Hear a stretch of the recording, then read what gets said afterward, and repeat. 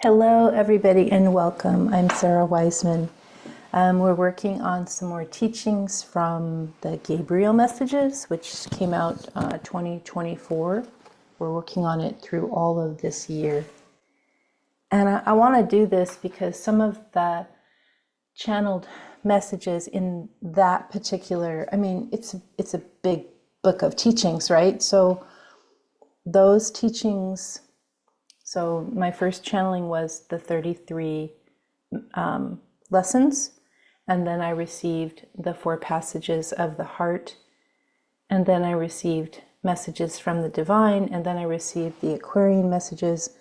And through all of that, this is over now. It's like 25 years now since this has been coming through, and the teachings were simpler at first, and now they almost may seem simpler, but they're at a level of understanding where if you're at a really high level of understanding, you're gonna really get what's going on there.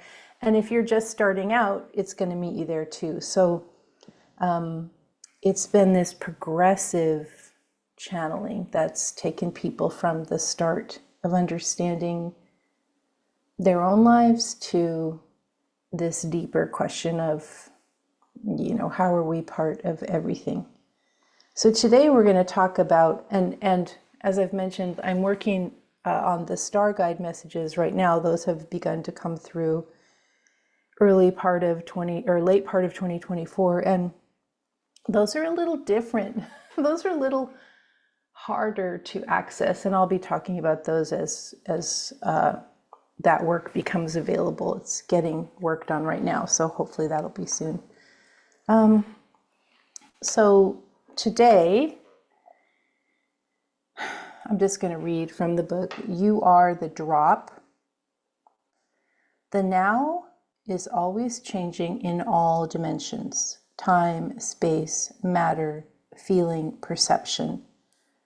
The now is always in constant stillness, at the center of everything, the infinite, unchanging consciousness that you are a part of and that you are.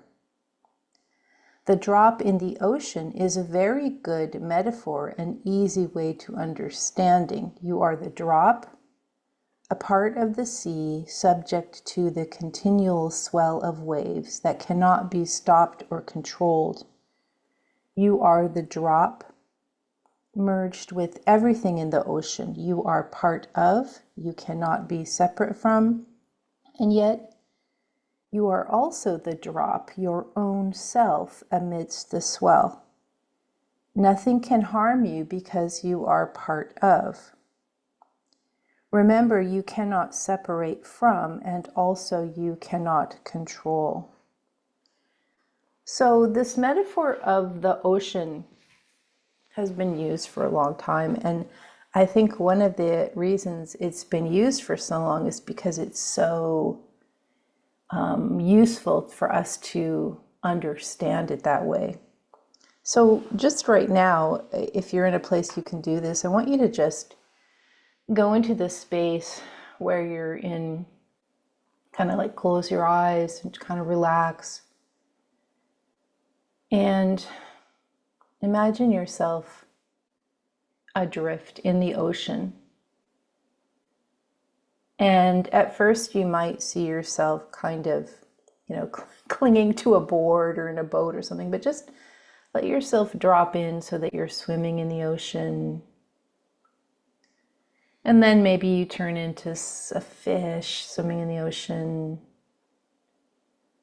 Then maybe you let yourself become a piece of seaweed flowing in the ocean. And then just let yourself become a drop of water in this vast, ever-changing sea.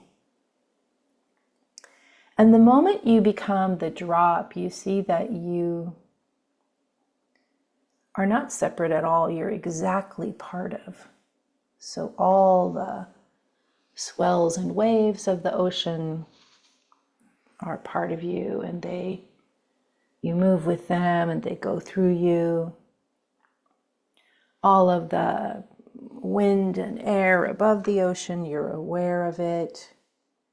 It sort of affects you also, but you're part of this bigger vastness, so not so much. And then all of the deep, mysterious consciousness under the ocean, which we as humans have like extremely little awareness of, you're just part of that too. So now you're in the ocean and it's, fairly gentle. And then I want you to let the waves just whip up and become so powerful, like the waves, out at big sea surfing, just giant waves crashing around. And you're still just a piece in the ocean, right? So you can super relax. And then you just become the waves become super flat. There's nothing going on. It's almost like there isn't even a current. And you're part of that too. And so this whole time, you have full awareness of everything that's going on in the ocean. Even as you're part of the ocean in, say, the Pacific Ocean, you can have awareness of what's happening in the Atlantic or Indian or other sea that you're focused on. You just connect into all your oceanness and like, oh yeah, that's what's happening there. And even though you're completely part of, you also have your awareness of yourself as the drop. The drop. The drop has its own ideas. The drop has its own little water drop mind in this experiment. And that's how consciousness is, right? We are the human.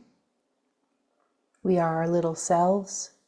And yet we're in this ocean of consciousness that is everything else. It's not water. And as we'll get into this later, it's particulate. Everything is made up this tiny, tiny, tiniest, beyond tiny speck of consciousness. That's what everything is arranged of. And this is the ocean. And we are also this self of consciousness in this consciousness ocean of particulate.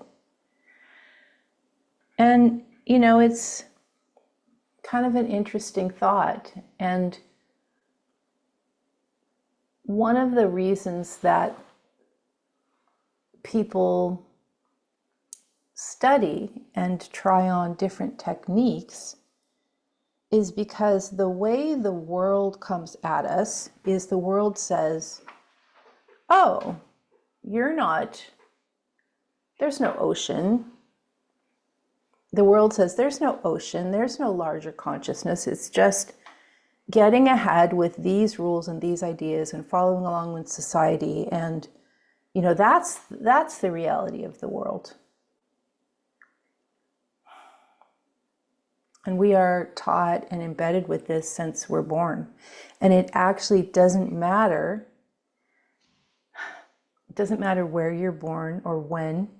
This is sort of part of the human experience in any time frame or any part of the world or any situation you drop into in that lifetime, is that the world comes at you with all these ideas of the mind, ego, personality.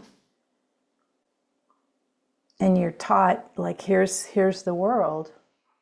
And the whole journey is to discover that that's incorrect. That is a very, I was going to use the word shallow, but then we're working with the ocean, so I think I won't use that word, but it's a very stunted view. It's a very fearful view. It's a view that really isn't real. How could it be possible that humans who are so fallible and are so messed up, how could we have the correct, how could we have the correct view of the universe, right? We don't have the right view. All of the human projections and human ideas and all of this worldly stuff is not how it is. Now, if you want to spend your life, like we can look to, say, the political or corporate structure right now, say in the US. If you want to spend your life working for things like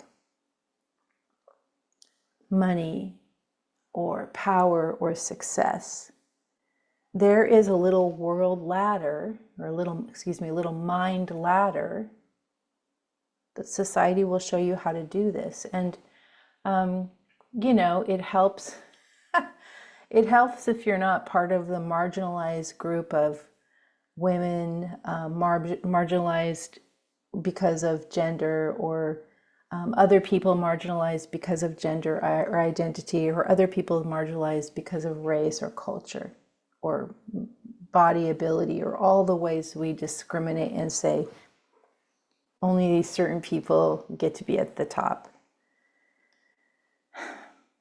So there is this success ladder, and if you want to spend your life sort of avoiding consciousness or denying consciousness, you can do that ladder. You can play that game. But if you would rather have this delicious experience of experiencing yourself as the drop and experiencing the vastness of the ocean of consciousness, and rather having that as your experience in every little moment of the day, that may be of more value to you. And a lot of you are, and me too, like I gotta work, I gotta, I've got to pay the bills, I've got to save for retirement, I've got to pay for my kids' school, I've got to help this elderly parent, I've got to get the groceries on the table, I'm just barely surviving. Yes, I get that. I totally get that. Life is not that easy, really, and I don't think it's been easy for most of us, for most lifetimes, right, in terms of that societal ladder. When I look at my own past lives, and you might have done this too, like, it was hard. Everything was hard. Like, every past life was just eking it out, So there's that view, right? That's one way of looking at things. But this consciousness view allows almost like this way of being, and I use this word carefully, but being in the magic, or being in the continued communication of everything to you all the time. And you start to notice that what you are really desiring from your experience just starts to show up. And this may not be things you've been told are important. Like maybe the highlight of your day is you go out to the forest and you sit with a tree and you're just stunned by the beauty and the peace and the love that's there. And this may be quite a bit more important than to be scrolling on your phone, looking at celebrity fashions, or doom scrolling politics, or going down the rabbit hole for all the many, many, many conspiracy things that are attempting to capture our mind, especially in New Age world, right? I'm hoping the one tiny hope I have for doing this particular podcast is that it will help you break free from some of these New Age superstitions, either old views or new views, that are really just based on the same principles as dominant culture, which is fear and saying you're not enough. So I'm hoping that that will be useful to you, to kind of look and go, gosh, there aren't really all these rules. There isn't really any particular way to do this. as long as I just remember that I'm part of everything, and everything is always changing and moving, the collective, the collective that is all of us, not just humans, but everything in the universe, is always forming and reforming and coming into new agreement. And as long as I remember that, and that's the infinite state of truth, I can really just relax. I can work on this, the ladder of society if I want to, and maybe in some lifetimes there's a reason to do that. Or I can decide that I want to work on myself as the drop. And as the drop, I want to notice everything and connect with everything. And I want to work on myself in spiritual practice, opening my consciousness into connection across all dimensions. And remembering this idea that if you're a drop in the ocean, you can check over and see. If you're a drop in the Pacific Ocean, you can check over and know exactly what's going on in the Atlantic Ocean or the Indian Ocean or the other many oceans. You can know because you're part of. And one of the things we're teaching, like here in terms of psychic ability, you can do psychic tricks. Those are pretty easy. But what psychic ability really is connecting into, some people call it the field, some people call it the vastness, some call it the universe, some call it source, you might call it the ocean. You connect into collective consciousness, that's what I call it, which is soul, oneness. So those are some things to think about today. I do understand as humans, we do have to balance the mundane, the everyday, the earthly with these other thoughts of what we really are. But I would say that if you go from this soul perspective, instead of from your mind, ego, personality perspective, your life starts to get a lot simpler. All right, we'll be back next week. Subscribe if you want, that's great. Go to the website, sarawiseman.com. There is so much going on there. And I'm the kind of person, I make a lot of changes all the time. It's like how I am. So check that out and see what's new there and see what might fit for you. Thanks for listening, everybody.